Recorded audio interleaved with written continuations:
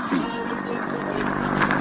Kami, bangsa Indonesia, dengan ini menyatakan kemerdekaan Indonesia.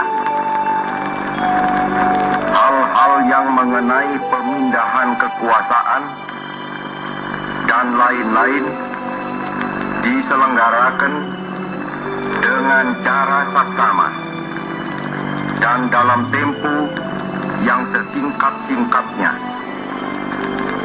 Jakarta, 17 Agustus 1945, atas nama bangsa Indonesia, Soekarno Hatta. Tanggal 17 Agustus 2021 ini kita merayakan ulang tahun yang ke-76 kemerdekaan negara kita dari penjajahan. Sebuah momen yang sebenarnya tidak boleh kita biarkan berlalu begitu saja. Tapi karena ada pandemi COVID, kita tidak bisa merayakannya dengan semestinya.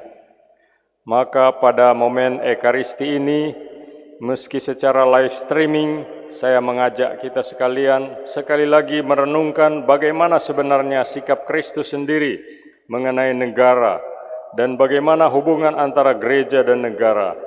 Hal yang dalam sejarah banyak mengalami masalah, bahkan di zaman modern ini masih menjadi persoalan di negara-negara tertentu.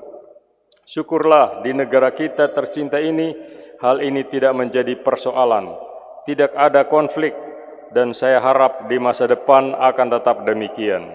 Saya terharu menyaksikan bagaimana masyarakat dan pemerintah saling mendukung dan bekerja sama mewujudkan semangat solidaritas bagi sesama yang paling terkena dampak wabah corona ini. Ada petugas medis yang dengan gagah berani menghadapi risiko besar tanpa takut kehilangan nyawa sendiri. Dan memang ada yang harus kehilangan nyawa meski sudah hati-hati sekali dengan menggunakan alat-alat pengaman, karena melayani orang-orang malang yang terinfeksi virus berbahaya ini.